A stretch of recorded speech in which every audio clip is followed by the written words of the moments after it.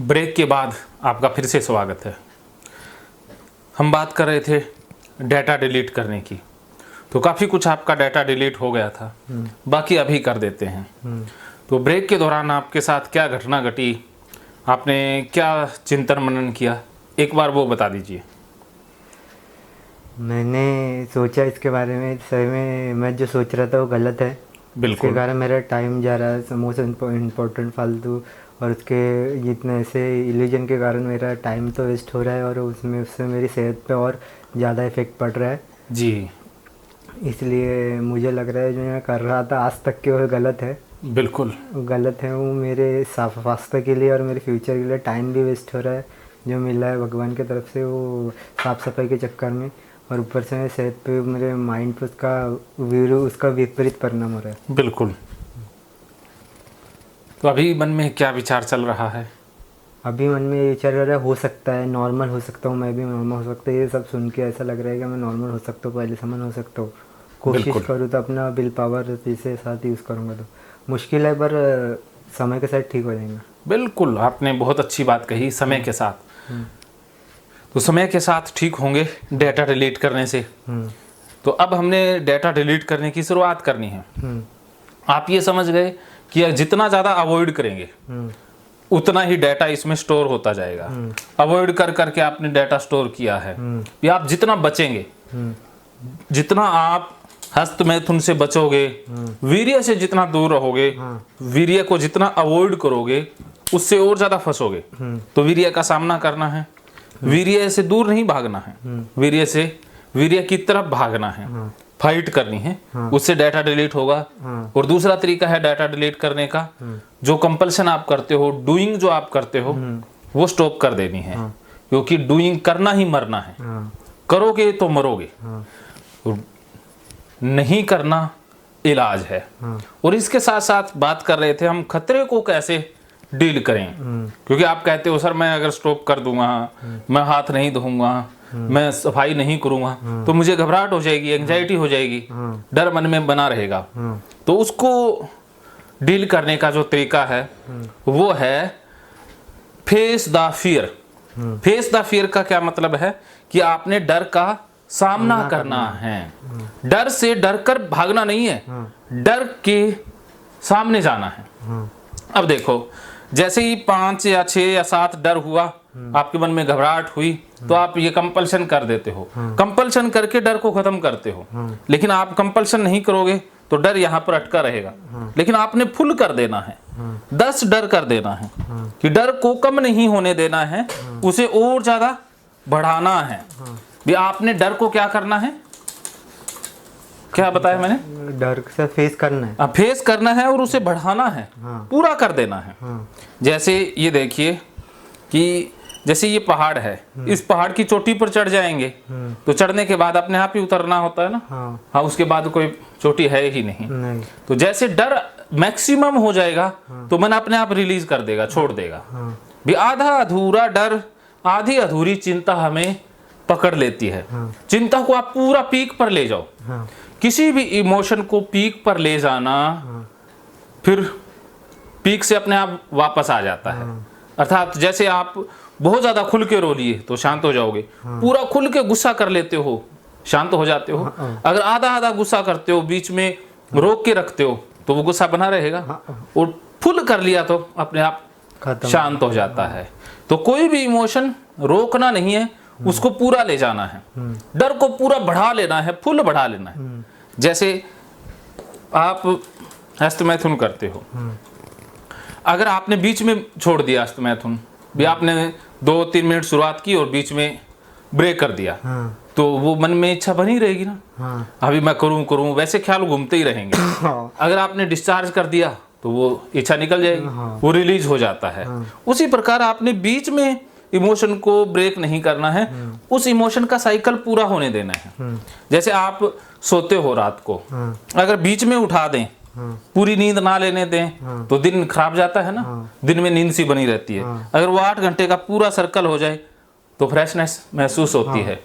तो उसी प्रकार ये इमोशन का भी सर्कल होता है, डर का भी एक सर्कल होता है, चिंता का भी सर्कल होता है, उसे पूरा करना होता है। उस चिंता को कम करने की जरूरत नहीं है, उसे बढ़ाने की जरूरत है। या आप डूइंग से डर चिंता कम कर रहे हो, अर्थात आपने सर्कल को बीच में रोक दिया, तो वो बना ही रहेगा, बीच में रहा, वहां अटका ही रहेगा, फंसा ही रहेगा, बार बार वहीं अटका रहेगा। तो आपने पाप लगने का जो डर है उसे कहना है कि मैं हूं ही पापी, मैं हूं पापी, बस अब आ जा, आज से मैंने कह दिया सबको कि मैं पापी हूं। जैसे एक कहानी आपने सुनी होगी कि एक बंदे की शादी हो जाती है, वो थोड़ा सा खड़ूस टाइप का था, तो उसकी शादी हो जाती है, पत्नी आती है, तो वो उसने सुना हुआ था कि औरतों को पहले दिन ही काबू में रखना चाहिए। हाँ, पहले दिन से। हाँ, पहले दिन से। हाँ। नहीं तो वो सर पर चढ़ जाती हैं। हाँ। तो उसने भी वो बेहुदा बात सुन ली थी। तो उसने क्या किया, जैसे ही पत्नी घर आई उसने कहा मेरे लिए पानी गर्म करो वरना। तो वो पत्नी डर गई। हाँ। नई नई आई है। हाँ। कि पता नहीं ये खाड़कू सा बंदा है, पता नहीं क्या कर दे। हाँ। तो उसने पानी गर्म कर दिया। वो जब भी उसको नहाना होता तो वो रोब मारता पत्नी पर कि मेरे लिए पानी गर्म करो वरना। तो वो काम बाकी छोड़ देती और उसके लिए पानी गर्म करती। तो ऐसे करते करते वो तंग आ गई, काफी दिनों में तंग आ गई, और उसने सोचा कि आज तो आर पार की लड़ाई लड़ ही लेते हैं, जो होगा सो देखा ही जाएगा। तो वो भी पहले से तैयारी खींच के बैठी थी। तो अब पति शाम को घर आया और उसने रोबदार आवाज में कहा कि मेरे लिए पानी गर्म करो वरना।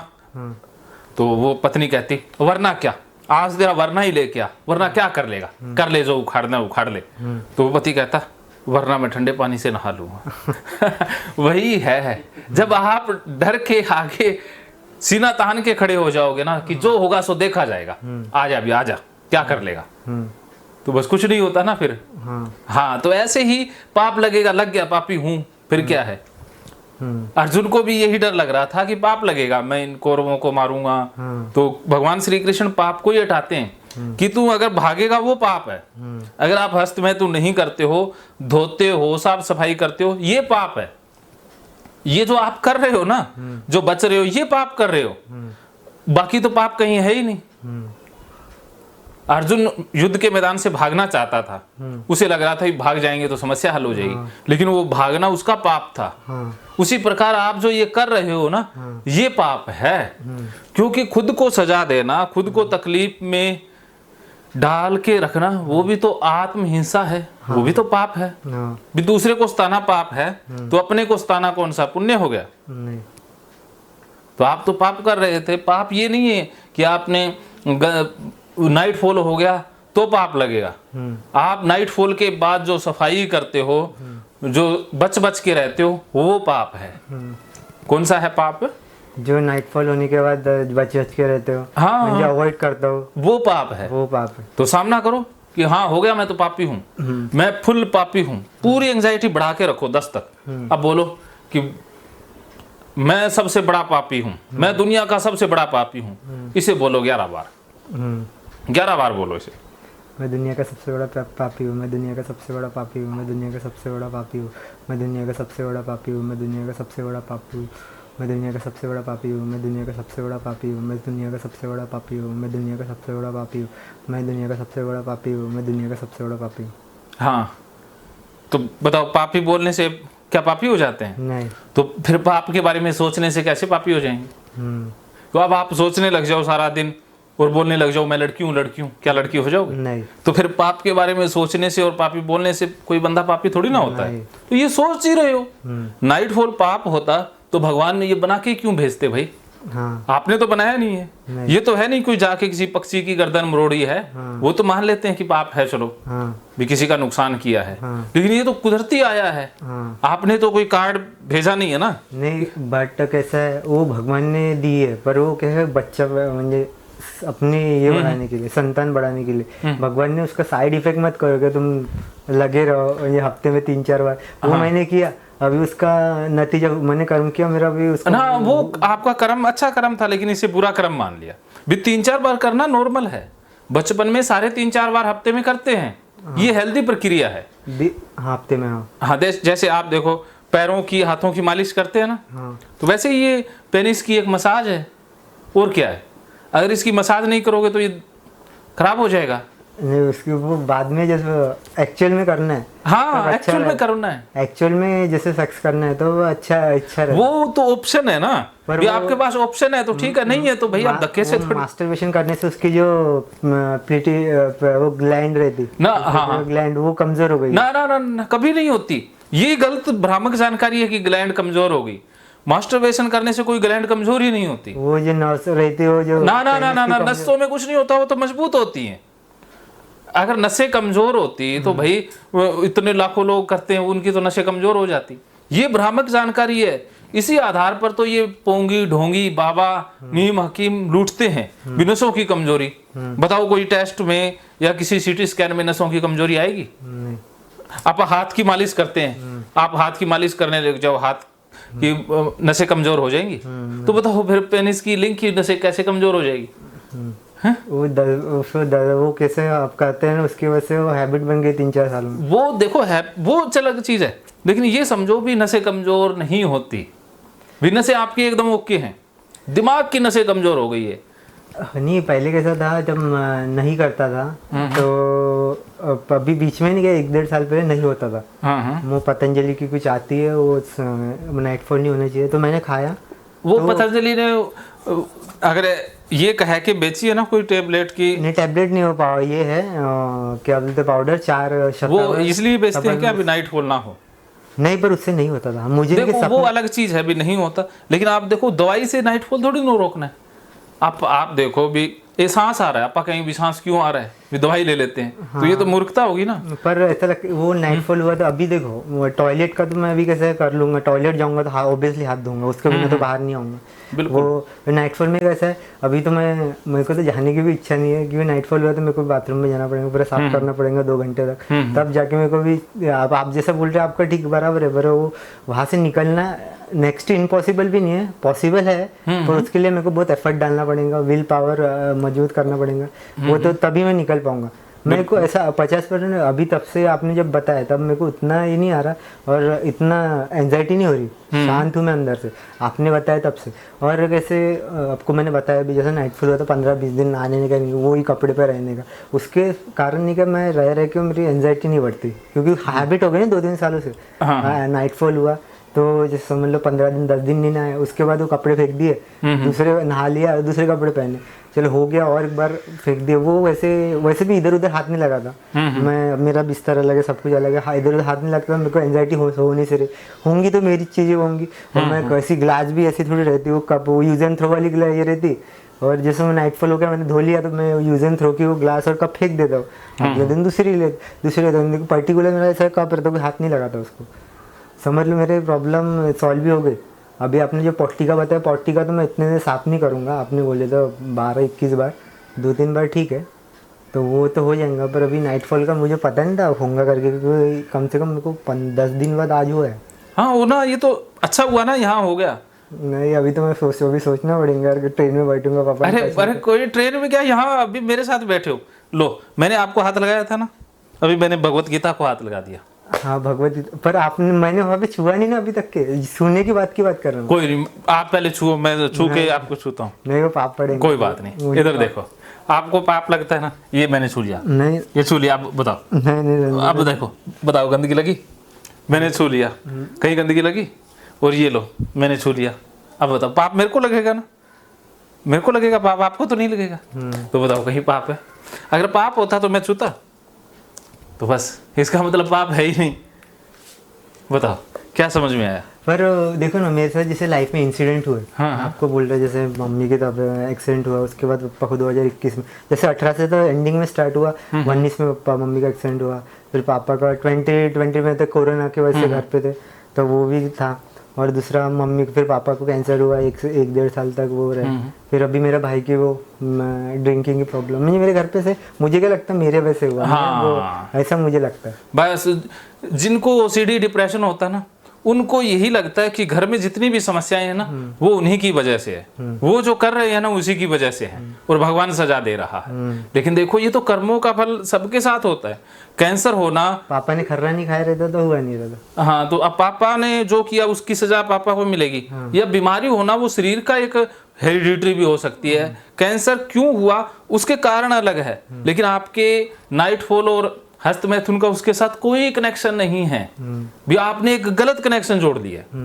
भी आप बताओ, वहां पर एक बिल्ली छींक रही है और यहाँ आपका नाइटफॉल हो गया, उसका कोई कनेक्शन है? नहीं। हाँ, तो उसी प्रकार आपके नाइटफॉल का तो पापा की कैंसर का भी कोई रिलेशन नहीं है। नहीं है। ये रोंग रिलेशन आपके दिमाग ने बना दिया है। ऐसा ही लगता है क्या मैं ऐसा कर रहा हूँ, ऐसा रह रहा हूँ। करने से कुछ नहीं होता, ये करना ही तो मरना है। भी आप जो सोचने का कर्म कर रहे हो ना वही मरना है। ऐसा क्या लगता है मुझे, पहले ऐसा नहीं कि मैं मास्टरबेशन करता था, मास्टरबेशन कर नाइटफॉल भी हो गया तो मैं नाइटफॉल जैसे हुआ मैं नहाने चल जाता था। हाँ। नहाने या साफ सफाई करने नहाता तो नहीं था, सिर्फ इतना पोर्शन साफ करता था और अपने हाथ पैर धो के निकल जाता।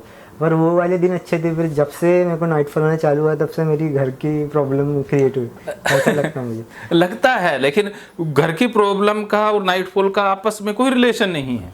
भी नाइटफॉल होना एक स्वाभाविक क्रिया है, घर में प्रॉब्लम आना दूसरी क्रिया है। जैसे चाहे मम्मी का एक्सीडेंट है, कुछ भी है, लोगों के पापा की डेथ भी हो जाती है। एक्सीडेंट में सारे मारे ही जाते हैं। क्या उनके जो बच्चे थे उन्होंने नाइटफॉल, उनके बच्चों ने हस्तमैथुन किया या नाइटफॉल के कारण हुआ? इसका मतलब जितने भी डेथ होती है, कैंसर होती है, उसके पीछे तंबाकू जिम्मेवार नहीं है, नाइटफॉल होता है। तो जो शादीशुदा नहीं है, उनके बच्चे नहीं है, इसका मतलब उनको तो कैंसर या उनका तो एक्सीडेंट ही नहीं होता। नहीं, ऐसा नहीं होता है। तो इसका मतलब आप जो सोच रहे हो वो रीजन नहीं है। भगवान ने लिखा रहता है। भगवान ने कुछ नहीं लिखा, भगवान ने पहले से लिख दिया, तो फिर अपने को फिर भेजा ही क्यों है? अपने को यहाँ क्या झक मारने के लिए भेजा है? भी उसने, जब भगवान ने नाइटफॉल ही भगवान ने करवाया, एक्सीडेंट उसने करवाया, तो अपने हाथ में फिर क्या है? सब कुछ उसने ही करवाया है, तो सजा भी उसको ही मिलनी चाहिए। आपको सजा क्यों मिलेगी?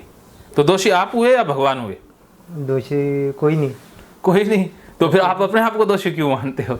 ऐसा लगता है मेरे घर। लगता है वही बीमारी है। ये लगना ही तो बीमारी है। ये देखो आपा ने लिखा है ना, लगना, ये लगना ही तो बीमारी, ऑब्सेशन है। यही तो ऑब्सेशन है, अर्थात एक गलत विचार है। लगना बीमारी है, बस आप ये समझ जाओ। भी जो लग रहा है वो रियल नहीं है, वो झूठ है। क्या समझ में आया? जो लग रहा है मुझे, जो विचार आते हैं एक्स्ट्रा के वहम के, वो सब झूठ है और ये रियल लाइफ से इसका कोई वास्ता नहीं है।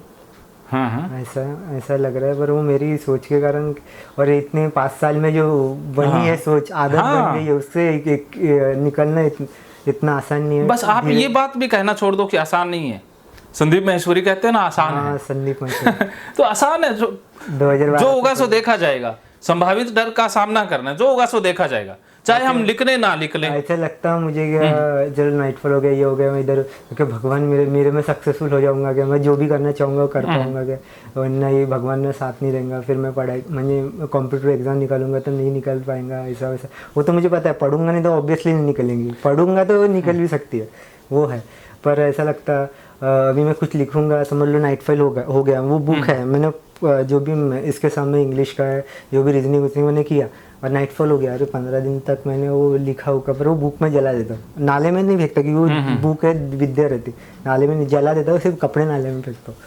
और कैसे पहले वो दवाई लेता था ना साइकियाट्रिस्ट की, तब मेरे को नहीं, कि ऐसे अभी एंजाइटी भी नहीं हो रही, क्योंकि पता है कि मैंने अपने माइंड को इतना ये कर दिया वो ये 2-3 सालों में, क्योंकि हैबिट बन गई है ना, क्योंकि हो गया नाइटफॉल का 15 दिन मैं नहीं नहाऊंगा, 10 दिन नहीं नहाऊंगा, हैबिट बन गई मन को बन में। वो पहले बहुत एंजाइटी होती है, अरे हो गया चल पहले बाथरूम के अंदर इधर उधर मत घूम, पहले चल, उतनी एंजाइटी नहीं हो रही। पर बट नहीं क्या, पहले कैसे पानी बाथरूम के अंदर गए और पानी देखा धो और हाथ धो, ऐसी हैबिट बन गई है।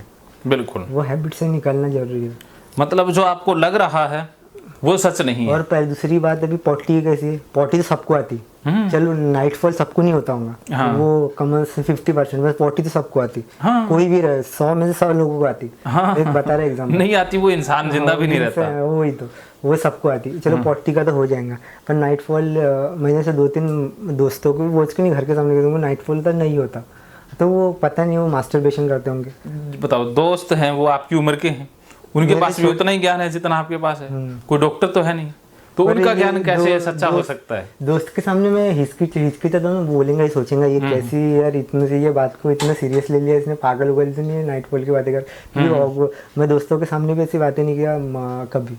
मैं अपने अंदर के अंदर ही वो डर नहीं किया, पैदा करता रहा, धीरे धीरे बढ़ता रहा। बिल्कुल। किसी के सामने ऐसी बात भी नहीं किया मेरे को होता करके, ऐसा होता फिर मैं ऐसा बोलूँगा ऐसा।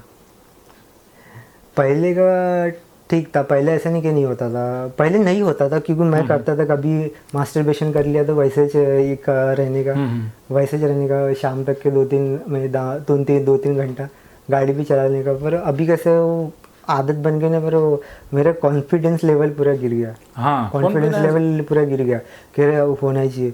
अभी कैसा, अभी पापा के साथ रहूँगा, पापा मेरे चिपक गए, पापा ने कपड़े धोना चाहिए, वो पापा वॉशिंग मशीन में फुल्ली है, ऑटोमेटिक में कपड़े डालेंगे वॉशिंग मशीन में, फिर वो वॉशिंग मशीन गंदी हो जाएंगी। ऐसा पूरा सोच के नहीं कि उससे अच्छा दूर ही रहो, ना रहेंगी बात, ना करेंगी बात, फिर उसी टच से दूर रहो, वो अच्छा रहता। क्योंकि मैं मेंटली शांत रहता, क्योंकि फिर नहीं तो विचार ये वाले विचार आते रहते। मेंटली तो शांत रहता, उनसे दूर रहूँगा तो वो अच्छा रहेंगे। बिल्कुल। अभी कैसा है, इससे निकलना तो कम से कम टाइम लगेगा, एकदम से 1-2 दिन में होता नहीं, क्योंकि भगवान के अपने पास कोई गोली नहीं है कि मैंने खा लिया और ठीक हो जाऊंगा। जैसे सिर दर्द दे दो वैसे नहीं, इससे निकलना है। मैंने ऐसे बहुत सारे, और एक डॉक्टर, बस निकलो चाहे कभी भी, लेकिन रास्ता सही होना चाहिए। लेकिन आप जिस रास्ते से चल रहे थे वो तो फंसाया रहा था। उसके मेरे पास इतना टाइम नहीं है कि मैं इसके पीछे लगातार रहूँ, क्योंकि मेरे को अपना करियर भी देखना है। बिल्कुल। फिर इसके पीछे रहूँगा तो पूरे दिन साल महीने बर्बाद हो जाएंगे। कुछ बेनिफिट तो कुछ नहीं है, 4 सालों में मेरे को पता चला। बेनिफिट तो कुछ नहीं, मेरा टाइम वेस्ट जा रहा, सबसे मोस्ट इम्पोर्टेंट टाइम। मेरे से जॉब लग गई रहती और ऊपर से पैसा भी वेस्ट जा रहा, और मेंटली मैं परेशान भी हूँ। इधर नहीं छूने का, उधर नहीं छूने का, उसके घर में जाने का, खड़े रहने का, उसकी कुर्सी पे, मासी घर में कुर्सी पे नहीं बैठना, ना पलंग पे बैठना, क्या यार ये गंदगी इधर लग जाएंगी, ऐसा वैसा। पहले कैसा था, गए मासी घर में, कहाँ भी बैठ गए, सोफे पे बैठ गए, गद्दी पे, बेड पे बैठ गए, ऐसा कुछ डर नहीं रहता था। अभी ऐसा डर लगता है। अभी गया, अभी ट्रेन से मैं वापस आ रहा था, तो वो ट्रेन में साइड में तो आपको पता है वो लोकल, इसमें ट्रेन में लोग थूकते, तो वो उससे भी मेरे को डर लगता। मैं इधर से चिपक गया था, इधर थूका है तो उससे भी ऐसा लगता है कि गंदी चीज़ें थूका है किसी ने, खर्रा खा के, तो दूर रहना चाहिए। पहले तो गाड़ी का ये लग गया ना टायर, और ये काला काला इधर से धूल लगाती थी, वो भी मैं पैन निकाल के धोने डालता था। अभी उतना नहीं है, बहुत कम हो गया है। एक्चुअली मैं प्राणायाम योगा भी करता हूँ, भस्त्रिका प्राणायाम, उसके वजह से भी कुछ बेनिफिट हो सकता है। गोलियों की वजह से तो पहले बहुत था। सिर्फ मेरे को ये 2 ही चीज़ों से निकलना है, 40 का तो हो जाएगा, ये इससे निकलना है। क्योंकि मेरी हेल्थ भी तो नहीं बढ़ रही, मैं हेल्थ ये उम्र में कौन ऐसा पतला रहना चाहता। हेल्थ उसके कारण खाना नहीं खाता, उसके कारण रोटियाँ मम्मी पापा बोलते खाना चाहिए। कल भी तो पापा बोल रहे थे रोटियाँ खाने, कैसे ताकत आएंगे बोले, कल रात को बोल रहे थे खाना चाहिए बोले। मैं जैसे जानबूझ के, कौन चाहता है जानबूझ के, यार इतनी अच्छी लाइफ मिली है, और मैं पता है घर में भिखारी जैसी लाइफ जीता हूँ। मुझे मेरे घर में सब कुछ है, ऐसा नहीं कि नहीं है, पर मैंने क्या ऐसा रहता हूँ, वो पेपर पे सोना, नीचे सोना, और अपना सब कुछ अलग रखना। और मेरे भाई मुझे इस पे सोफे पे बैठा रहता है, मैं नीचे बैठा रहता पेपर पे, अच्छा नहीं लगता। वो ये ऐसे मेंटली दिमाग ने ऐसा सोच के बना लिया, एक पैटर्न बना लिया, पैटर्न के हिसाब से मैं बिहेव कर रहा हूँ, ऐसा है।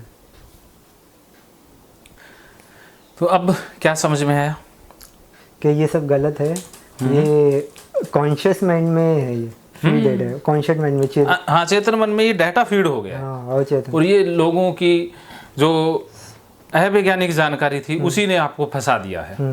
तो अब पाप वाली चीज क्लियर हुई। पाप तो मैंने ऐसे भी सुना हुआ, जो सीमन वीर्य के लैब रहती, हाँ, वीर्य की बहुत सारी लैबें हैं, लैब जैसे ब्लड की लैब रहती, वैसे ही होती है। वो तो जो डॉक्टर्स रहते, जो भी स्टाफ रहता है, वो तो कंट्रोल करते हैं ना वीर्य को। और क्या, वो कंट्रोल ही करते हैं ना, वो सारी देखभाल करते हैं। हाँ, देखभाल करते फिर वही तो, उसके भी उसमें लड़कियां भी तो होती है काम करने वाली, ऐसा थोड़ी ना लड़के ही होते हैं। हाँ, लड़कियां भी रहती है, पर उनको इतना डर नहीं लगता मुझे। उनको सारा सच पता है ना। आप जो सोच रहे हो वो गलत है, वो वहम है आपका, गलत जानकारी है। उनके पास सही जानकारी है बस, क्योंकि उसमें डरने वाली बात ही नहीं है। अगर आपको ये ओसीडी की बीमारी नहीं होती तो क्या आपको ये वीर्य गंदा लगता? नहीं, मेरे को तो लगता था, पर इतना नहीं लगता था। मास्टरबेशन वो देखो, जो लोग ओसीडी वाले होते हैं या जिनके पास बहुत ज्यादा ये गलत डाटा होता है, उन्हीं को ही गंदा लगता है, बाकी लोगों को नहीं लगता। तो इसका मतलब आपके पास एक तो वीर्य गंदा लग रहा है, अशुद्ध लग रहा है, एक तो आपके पास गलत जानकारी है, और दूसरी ओसीडी, और इन्होंने मिलके आपके अंदर ये 2.5 लाख डेटा सेव कर दिए। इस वजह से अब अपने आप ही वो चश्मा चढ़ गया ना, गंदगी वाला। मैंने अपने रंग का चश्मा चढ़ा। हाँ, वीर्य की गंदगी वाला। हाँ। वो चश्मा 2.5 लाख डेटा का है, काफी महंगा चश्मा है, 2.5 लाख का है। सस्ता चश्मा खरीद लेते। हाँ। काफी महंगा खरीदा है ना। हाँ। तो अब इसको और महंगा करना है या सस्ता? सस्ता करना है। मैं तो फिर इसको महंगा करूंगा तो मैं रहूंगा ही नहीं। हाँ, फिर आप नहीं रहोगे, मैं नहीं। फिर चश्मा ही बचेगा, आप नहीं बचोगे। हाँ, वही तो अब देखिए, एक तो पाप वाला है, जो ये खतरा है, उसका सामना करना है कि हूं पापी बस। तो अब आप पापी बन ही जाओ, पूरे पापी बन जाओ कि ओसीडी, ये साथ में ये दोनों इकट्ठे ही काट देते हैं डाटा, ठीक है। तो ये गंदगी वाला विचार आता है, गंदगी लगती है पवित्र, तो इसमें ना आपने गाली थेरेपी का प्रयोग करना है।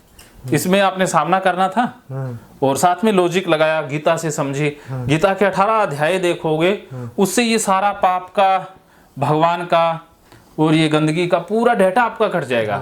तो इसमें 18 अध्याय आपकी मदद करेंगे, खतरा 0 कर देंगे, और अभी आप खतरा बढ़ा के रखोगे, ये परमानेंटली डिलीट कर देंगे 18 अध्याय। और इसमें गाली थेरेपी और 4R थेरेपी काम करेगी। महकेंगे फिर से खुशियों के रंग भगवत गीता थेरेपी कोर्स के संग। इतिहास का पहला ऐप जो गीता के माध्यम से ओसीडी डिप्रेशन का इलाज आसान बनाएगा।